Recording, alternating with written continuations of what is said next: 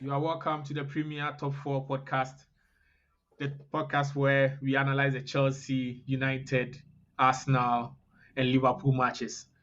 Tonight we have the special one. If you're an African watching this, you know that this is the African Air Clasico. But unfortunately, it is the most drawn match in the history of Premier League. It is always a draw. It looks as if they know the African bit of it because they don't know that even though to the English it is just a normal match, but to the Africans it's more than a derby for us. So like everyone in Africa watches that match and all that. So, but unfortunately, it didn't deliver as we expected. But we are going to delve into it. We are going to see what happened, what Enzo Maresca came up with, what Ruud van Nistelrooy came up with, and then we are going to see how it ended in a draw. So don't go away. Let's see what is going to happen. So as usual, we introduce our guest and then we just move right into it. Today I have two pundits, one for Manchester United and the other for Chelsea. So the Manchester United fan, what's your name? My name is Michael. Welcome to the Premier 4 podcast. I represent Manchester United, the biggest club in England. Thank you. And also the man in the Chelsea jersey. Yeah, my name is Owusu. I represent Chelsea. Today, no long talks. And my name is Chris. I'm a Chelsea fan, but I'll be fair because the match was even fair. It was draw. So look at before I even move into it, before the match, something happened.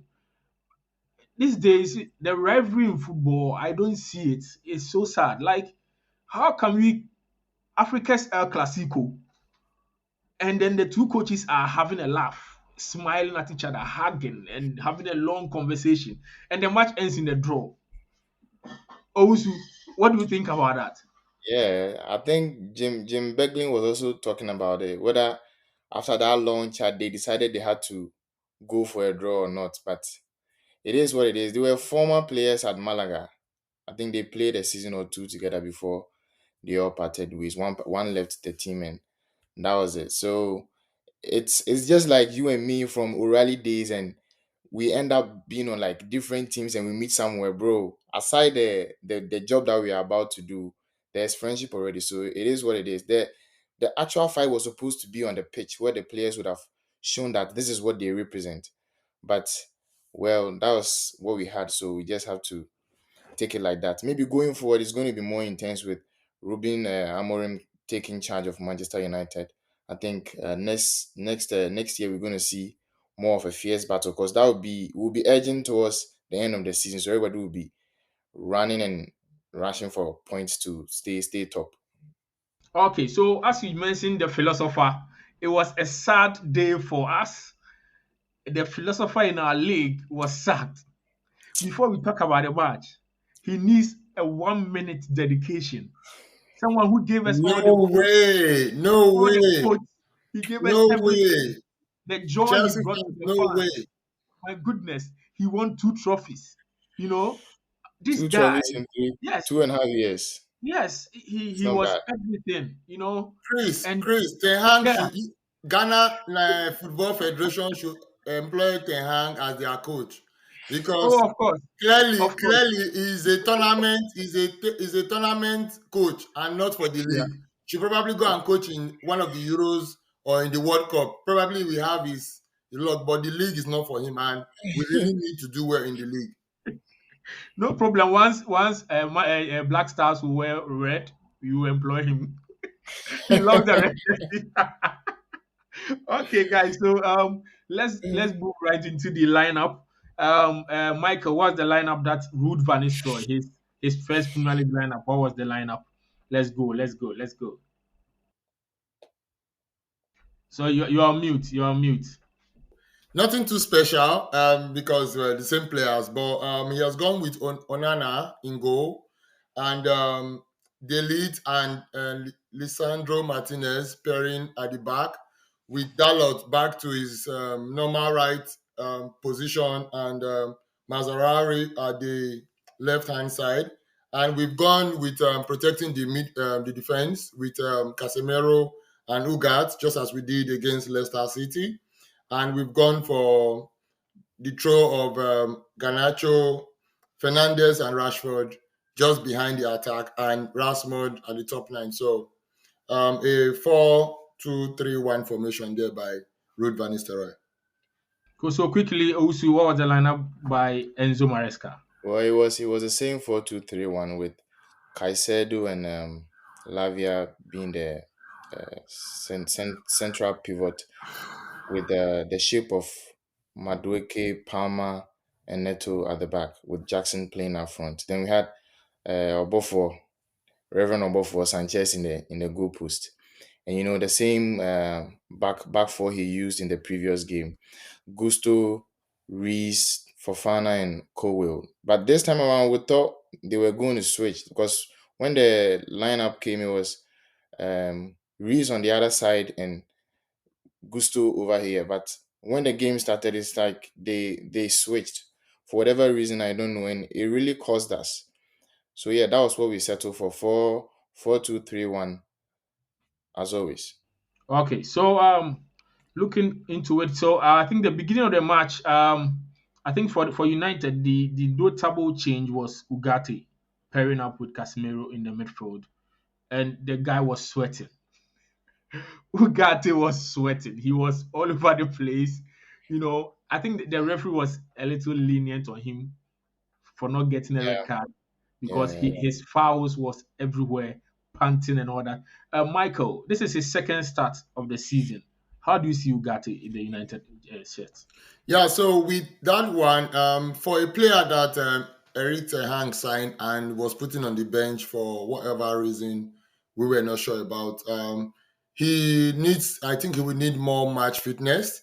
We all know he's a good player. And so what has happened is he's trying to chase up with the game, blend with the team. But personally, I would say he has had a good outcome. He has had a good performance in both of his starts, and I think there's a lot more for us to see.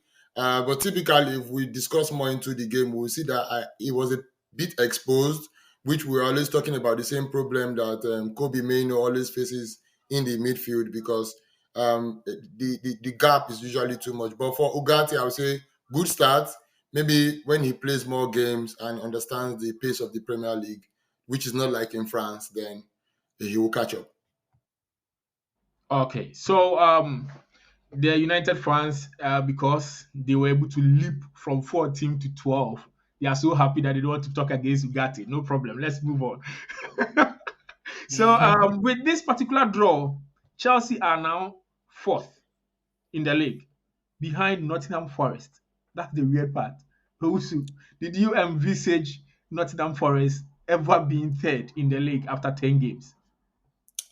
No, no, not really. But you know, Nottingham Forest in the past two, I think ever since they got into the Premier League, they are the team that has signed more players than Chelsea. I think, although they are not really spending too much as compared to Chelsea. If you look at the pedigree they are right now and the amount of money they've spent signing certain players, you would only think, what is this project or what is all this buying for? But this season they've proven us. They stayed in the Premier League, fought their way up, and now after 10 games they are in third position. So it's surprising but not surprising because if somebody invests somewhere, we expect that person to yield a result, right? But looking at the big guns, looking at how Chelsea has spent, Man United has spent, all the other teams are spending, and these guys are just walking through them like that. They should catch the eye because the Premier League is no joke, though. We are not yet over, but every time, every match, they keep showing us why they are up there. They played a good game against Chelsea, got a win at Anfield. So no one should overlook them. If you try and play them and say these are just middle table team, you might be surprised, just like Bournemouth surprised Manchester City yesterday. Okay, so moving into the match, I think in the first half it was a little still. The All right. only notable thing that was happening was the two teams hit the crossbar, and one thing that, in my opinion, showed was that these two teams are still a work in progress. and the history behind this team, this match, where it is either Chelsea draws there or lose, and there was no way Chelsea was winning. It's like, and then the new manager bounce and everything. It's like every player was up there ready to fight for their badge, but it was actually affecting the flow of play. Michael, from a tactical point of view, what happened in the first half? Just the first half. Yeah, so like I was saying, from a neutral point of view as a coach, so if we do a joke, we don't know what they discussed at the sideline, but coming with the same formation, um, I would say Chelsea had superiority in the midfield, but the defense of Manchester United were able to hold the fort for the flow of attack from the center of the pitch. But at some point, it looks like Chelsea was trying to play to Manchester's strength, which with current form, it shouldn't be that way because before now, Chelsea has had like a pattern trying to play through the wings, play the true balls for Jackson and Cole Palmer.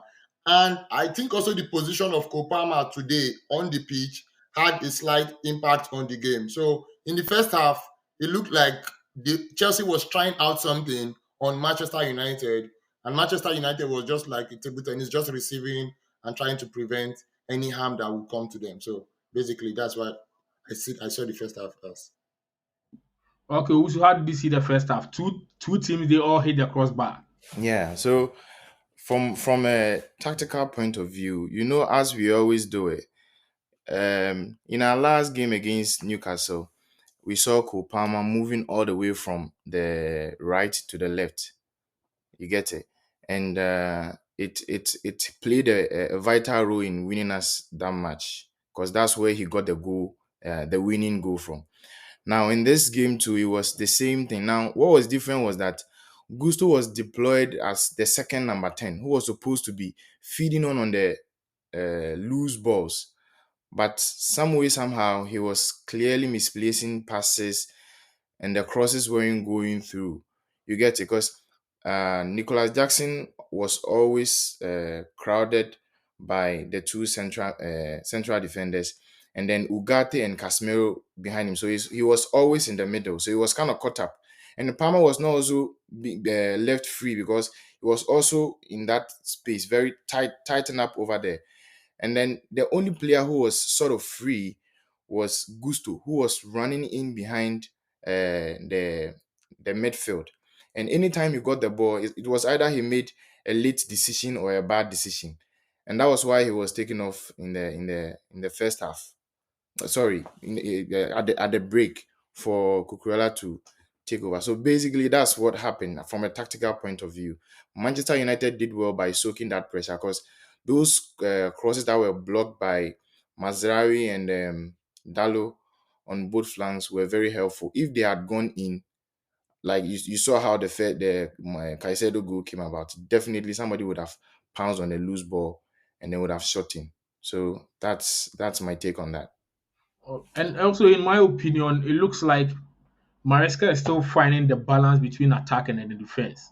Because he has a style of play where he wants in attack 5 players in attack, 5 players in defense. So 5 players in attack where he has two number 10s, two wingers, and then a striker. And in a situation where with his former team, it was easy for him because the right back inverted, and then the DM at the time, what is the name? Is the Nigerian? If Michael can remind me of the DM of Leicester City. Indeed. Ndidi, for some way, somehow, was able to find a scoring boot and creative ability. So therefore, he made sure that in attack, Ndidi joined the attack as a second number 10 on the right-hand side, and then it helped the team. So, and Ndidi is a DM, and he's strong. He's able to run, go up and down, and it was easy for him to come back and help the defense. Because I think he just struck gold in that situation. In our situation here, he tried to do that with Enzo Fernandez, where in attack he joins as number 10 and in defense comes back as a number 8. And he was always like panting in the match. And okay, he decided that, okay, in my opinion, let me just look at the player in our team that has the most ability to bomb up and down the field without getting stressed. Oh, okay, that was Gusto. And he decided to let Gusto do that. But Gusto doing those underlapping runs, when he's in that number 10 position, his mindset is an overlapping DM right back. So all he knows is cross. So if in a situation where he has to maybe give a killer pass or maybe strike the ball, he gets confused and he's misplacing all the pass. So people might blame the player, but I don't think it's his fault. It is a coach that is telling him to do something, putting a shift for the team. That is not really his skill set. If you look at some of the pundits were saying it that it is not his fault that he's being played out of position and he's struggling for it. And he's actually doing a shift for the team. And that is why he had the yellow card because he was trying to run back from number 10 position to right back.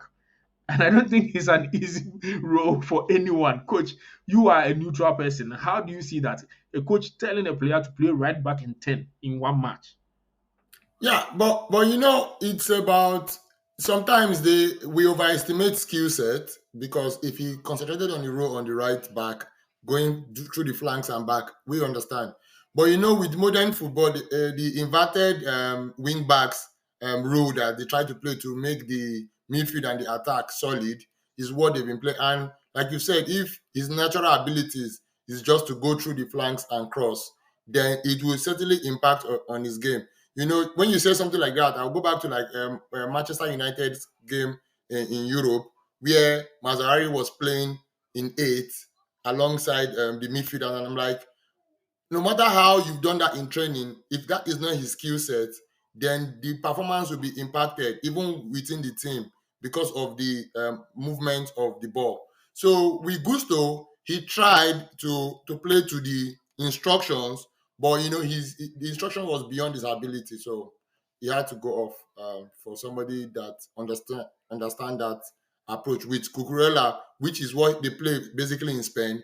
The inverted come into the midfield, join the attack and the midfield, and make it maybe 5 or 6 in attack. So that's what happened.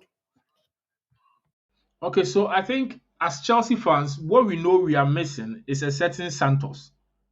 Because I think other fans don't know him because he's not the world star that everyone knows. A Santos that is comfortable going in the attack, playing so well, and then comfortably coming back because he has the most duels in League One. Most duels won in League One as a midfielder, and he has about 5 goals already this season. So he's more or less like the perfect person for that role. Also, what do you think? Yeah, before we started, I was telling you about it that if Enzo does not really up his game, he's going to end up on the bench. And there are a lot of new guys coming over. We have Kendry Paez, we have Estavio, and Andres Santos. Andres Santos will just slide in easily, just like Ndidi did for Maresca at Leicester City, right?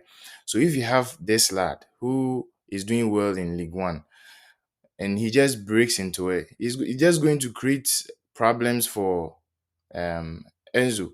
Once he finds his feet and becomes very comfortable, gets relatable with the play, and then everything starts to flow for him, it's going to be very difficult to drop him unless suspension or injury. So Enzo Fernandez should really, really work hard. He had our golden opportunity to just seal off the game, and he just ballooned the ball elsewhere. That is not what supposed number 10 is supposed to do. Somebody who can score a very beautiful goal in a World Cup and get all the applause. In this match, very crucial time like this, you decided to waste the ball. So yeah, Andre Santos, they should really be careful about that guy. Once he gets the call up and comes back into the Premier League preseason, if he performs, I think people will start seeing certain players on the bench. Okay, so let's go back to our featured match. So the first goal came by because our keeper, whom every single Chelsea fan keeps saying that he is not the guy. But for some reason, our coach keeps saying that he is my number one. Just because of nepotism. Why am I saying nepotism? Our goalkeeping coach is called Hilario, and then this guy was the goalkeeping coach for Brighton, and he was the one who made Sanchez the number one. And when he came to Chelsea, he recommended that we go for Sanchez, and he has insisted that he wants Sanchez as number one. And now this guy keeps costing us because which means we could have actually won this match. And also, let's rant before he comes in because he likes the goal. I don't want him to come in now. Why did he touch him? That's the question. Why he didn't have to touch him? You know, during our match against Liverpool, there was a comment from one of our pages that Sanchez should have reacted quickly to what's the guy's name? Oh, the guy that scored Jones, because his first touch wasn't great. So once you realize that the first touch wasn't great, you just rush at him and we just play a misplaced ball, right? Or you could even actually touch the ball. I defended him on that one. That see, it was very far out because even though the first touch was not great, if he had rushed and in that same match he had committed an error that the VAR had checked and was like the decision was overturned or it wasn't a penalty. So if you ask such in that same match, if you ask that such same person to attack in that situation, you are just causing like another mayhem, right? But for some reason, I don't know what I'm just trying to find the right vocab because when you are in the game playing, you know that these are certain areas we can do, these are certain areas we cannot do this. The person got the ball, pushed the ball right away from the goal. So once you made up your mind to dive, the ball had already gone.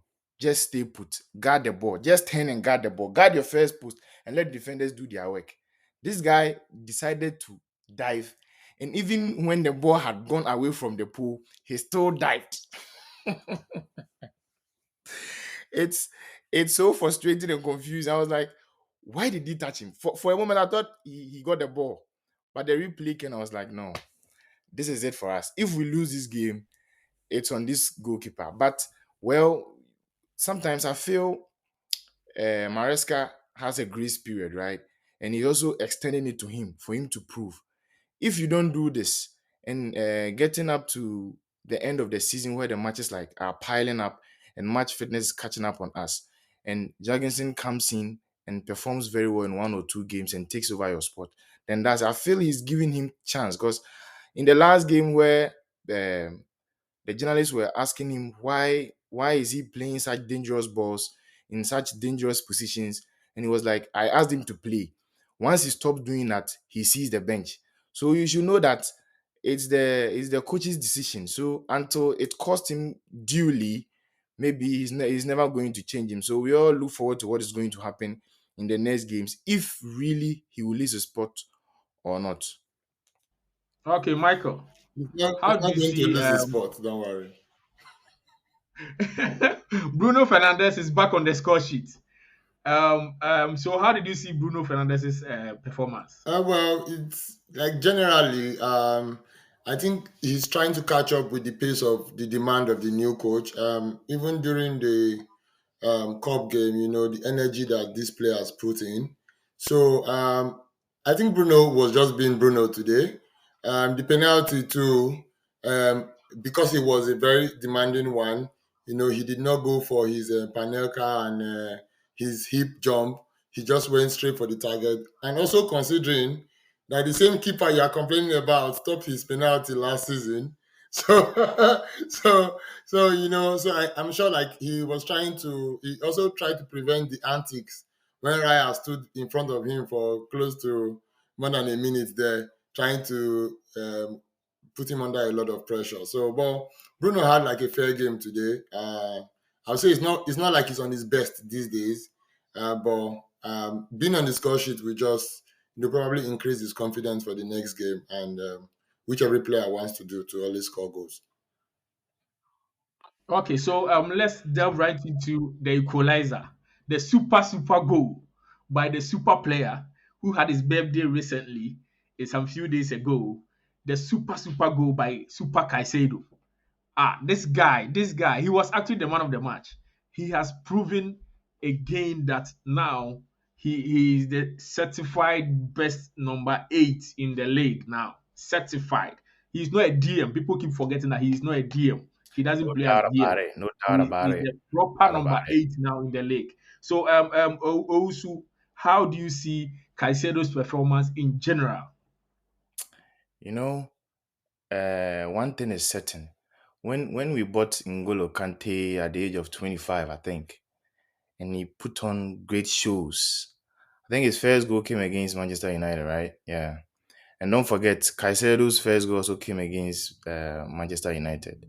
And it was the same and exact spot where he shot to go. Today, he did the same thing in the Chelsea shirt. The first time was at Brighton when they won, I think, 4-0. So when you see how he plays, you only have to think about N'Golo Kante because he's the recent player we've had in that position who can do almost everything he's doing now. Now you look at one thing and you are so marveled because he's like so young that we can have the best of him if he's well managed for like the next decade. You get it? If injuries are not really coming in, then for like 7 straight seasons, we have this guy for ourselves. And putting up such performances, going back and forth. In the last minute, don't forget, he cleared a very crucial ball. But for that, Zegzi would have been on a score sheet. So somebody running at goal and coming back to defend, managing the game so well for just under the age of 23 years, my brother, it's something really to really feel proud about. And he has outclassed the Manchester United midfield. And I'm so glad that even with the experienced Casemiro, he has shown that what the old man did, he can also do in a better style. I was very happy Casemiro didn't score today because he has been that player who will not play anything, but in the end, he will just get one headed ball into the net. So I was very happy he was kept out today. Looking at how Caicedo outclassed both him and Ugarte, I'll say that I'm very elated.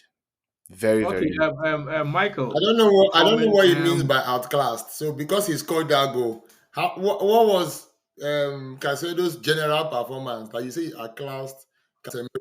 We are talking about the man of the match, So Michael. because The the man thing of the is, match. well, what makes a man of the match? He scored the equalizer, kept the tempo of the game It's going not the with the ball. He had the most duels in the It's match. it's He it's won the not just most about the tackles. goal. I'm What else do trying you to want get to his want him stats. to If I do? get his stats, a I'll just lot put it of here. times, a It's lot not of just the times goal. we know that those goals Give in him the crucial stats. moments creates Take man the of the goal match. out. We should take the Even goal out if and give him the player stats. Yeah, does not, see, it's just like Caicedo's Owusu said, if Casemiro had scored the goal, maybe the winning goal, they will say he's the man of the match, but we'll be wondering what the player had played. So that's It's okay, Michael. Now you are talking as a fan. no, Relax. Let him I'm give you being the look, stats first. critical. I mean, he's a good these are player. the stats. He's a These are good the player, stats. yeah. But man of the match performance has come that he has stopped his general average performance with a clinical and a very classy goal. And if most of you play This fantasy performance was football, not you know that this average. goal I alone won't is going to allow it. As the increase his host, points in not even fantasy a Chelsea football. fan. This is These not are the even a things. Chelsea. As a host of this podcast, No. Michael, as the host of this podcast, I won't allow you to make this performance average. Look, give him the start, and then he Yeah, will yeah. talk. So Let's see. just hold on, let me give you the stat. So out of 90 minutes, it's 86 pass accuracy, 60 touches in total, 3 tackles attempted, and he won all those tackles. 3 ball recoveries, 3 attempted take-ons, and he got 2 successful take-ons right. Then he won 3 fouls, 2 clearances, and those were like good clearances too. 1 chance created and 1 goal. So he was like all over the pitch. You get me? This is a man of the match performance.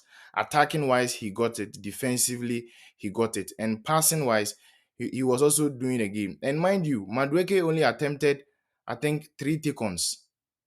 Looking at the number of touches he had and being an attacker. With Chelsea, I think within 20 minutes, we've had about 5 attempts already. Although some were not on target. Within the first 20 minutes, Chelsea had 5 attempts already.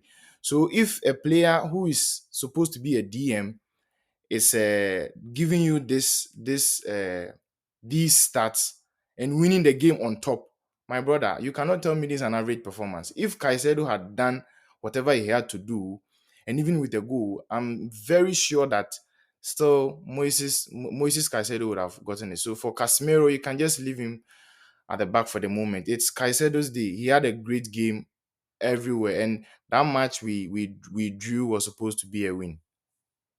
Okay. So let's go. Based on And do you know that statistics, man of just the to put match something performance. Based on statistics, man of the match performance. Can you compare his statistics with Mazawari head to head on statistics? What was his On in the game? statistics. If you No, I bring know out you the have bring your you have stats. the Just figures. for stats. Compare. I'm just telling No, you, no, he no, no. has a Because we straight don't bring your goal stats. Bring your stats. You come to port. that gave him the edge doesn't mean that he had like a super performance.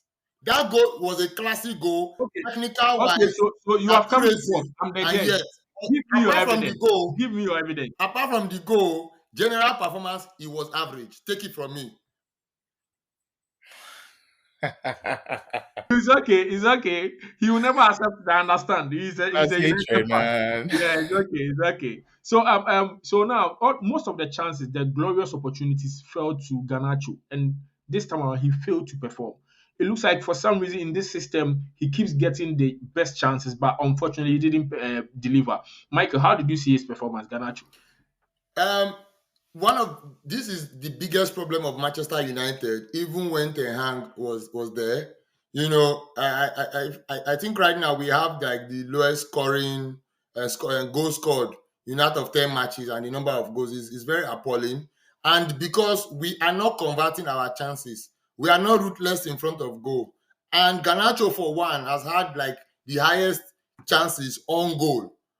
So it also just shows that you know and in football, these are the things that separate the smaller things from the bigger things. I always say that the quality up front has to be smashing so that you convert your opportunities, because the smaller teams are getting 2 3 chances and converting them, and you're getting 8 9, and you can't even convert two.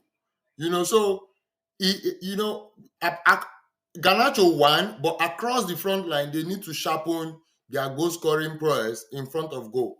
So Garnacho just had one of those days where he did not have his boot to put these balls behind the net, and even the few he had, Raya was up to the task. The same Raya was up to the task. So it's just football. Owusu said something about the chances that Enzo had that he put over the crossbar. Rashford, the one that hits the crossbar on the first half in the first half, should be buried. Should be buried. Free chance, you and the goalkeeper and the post, and you're hitting the crossbar from that range.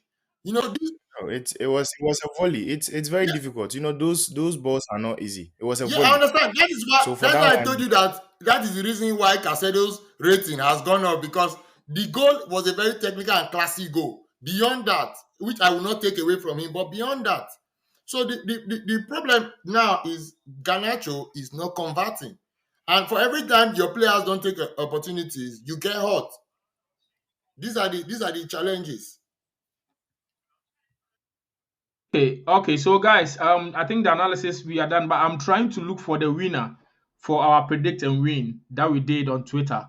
So if you are not following us on Twitter, our handle is at Premier Top 4 at Premier Top 4 on Twitter. And then I'm looking through to see I the should have predictions. won. I Most went people were very 2-2. wild. Just -1. and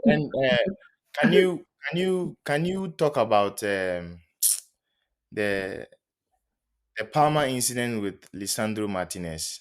Oh, okay. I don't think we can. Okay, go ahead and discuss whilst It and you was guys it can was have to it discuss was it. Discuss For it whilst me, I it search was it for it. was surprising whether it should have been a red card or not, because I want to understand the law. Is it the attempt or the impact of the attempt? Because if you deem this as threatening enough with a single touch, it shouldn't be just a yellow card. If you are giving out a yellow, it means the attempt missed. But this time he didn't miss, but he just missed by the intensity of the touch. And VAR reviewed this and said there was nothing too Owusu, cynical I about know it. you very well that you usually review the laws of the game. So my question to you is, in terms of the laws of the game, would you consider that tackle malicious, intent to Very, because disseminate the player? No, listen, I'm listening. the intent is more important, because this is not like a ball he seemed to have really got a foothold on. He had clearly missed the ball. His left foot was dragging him away from the ball, and then he stretched out his right. It's like a woman about to deliver. And in football, when you do that, it means you are being In mischievous. You football, just what is want in to hurt the football? star I boy. like the description you gave. You You see you this you description cut him you in the knee and also on the ankle. gave? Also, did you see this description If you it gave? had not been When the you left are leg diving, of Lisandro that had dragged him away from when the you are ball, diving, we would have what is lost your Palmer body in this game, position? Do you have your and both maybe for foot the on rest the of the floor season. when you are diving? Lisandro was going for the tackle, which he missed, and was attempting to catch the player, to hold the player, and he had a high foot, A ball that which has hit already been his knocked leg. over you, you are You attempting to. in football, you can never know intent. Okay, so let's give about intent. When your goalkeeper was going to Yes, save a ball, that is his intention, and accidentally foul a yes, player, that is foul. But his good. intention was So not to bring down that's a the player. foul. That is what you call intent. Is Yes, when you go that deliberate is why. to kill somebody. That is why at the end of Thank the you at the end guys. of the Thank you season, guys. It's that's okay. why It's at the end okay. of We have a winner, at please. the end of the season, Please, I want you to people are clap, clap, awarded. clap, clap, clap. It's okay. It's okay. Clap for this person for me. The winner was a lady, actually. Guys, I am even shocked. Also, I've sent it to Really, you on Twitter. I want you guys to also check on Twitter for me so that I'm sure that she's the one that had the, because it is 8 hours ago. Then that's the only prediction that I'm seeing that is oh yeah, 1-1. That is 8 hours glucose ago. and cheese. Yeah, So please wow. check the others for me. I don't want to be biased. And she liked the post, she retweeted as well. So please look through before I Is he mention her following the name. page? Oh, So you guys, there's one guy. every big match we will There's do one that. guy too. Uh-huh. Babs Mitra And is it 1-1. 1-1 and how many hours That ago? was 3 hours ago. So no, he's out. So this He's one out. was Okay. 8 hours Okay, ago. I've Bad actually sent Mishra it to 3 hours you. ago. Olins nine Yeah, check hours for Yeah, me. 8 ago. hours ago. Yeah. And now was it 1-1? Yeah, 1-1. 9 hours was 1-1. Olins Olins. 1-1. Who is that? I've not seen that one, guys. Please send it to Olins, me. I I'm can't seeing see. it Olins here. 1-1. Yes. I will just Sometimes you And see the he algorithm. even Sometimes said it he's the doesn't give first you. to predict. okay. He wrote it on that. He He said, was "I'm no the good. first to predict and Yeah. subscribe and try and like." Yeah. I think he's the Yeah, winner. Where is it? Where Olins. is it? just look at I your can't. I sent you Funny mentions. enough, your personal Look at one. the mentions. You will see him there because he mentioned you 47 minutes ago. Babs came back to say He has no. audited himself. Olins, I've seen Olins. Yeah, You've seen Olins, yes, eh? I've seen Olins. And oh, nine Yeah. hours ago. Okay. Let me Yeah, see if 9 hours ago. So he's the he's winner. okay. He's following us. Okay. Oh, I'm sorry for the lady. I actually thought she was the one. Uh, okay, so at is it at Ubi Trees or what? At Ubi Trace or something. I don't know where he's from Abuja, oh Nigeria. So he has Oh won yeah. a whooping. Always laugh at them small. A whooping 21,000 naira. Naira. Oh, He has nice. done well. He Whoa, has Ubi done Trace. well. Please His name is retweet Olin. and Olin. congratulate That's him. big money. Retweet and I will retweet and Yeah, congratulate him now. Congrats, Olins. so you congratulate him. He is the winner. And then we are Yeah. he should DM us. He should DM us. I'm following him back so he can DM me. He should DM us and we Yeah. are going to send him the money via Lemfi. So he should not worry at all. He Of should just course. send us Of course. his bank account and everything, and we are going to sort 21,000 naira. That's a lot of money. That's a lot of money, bro. A lot of money.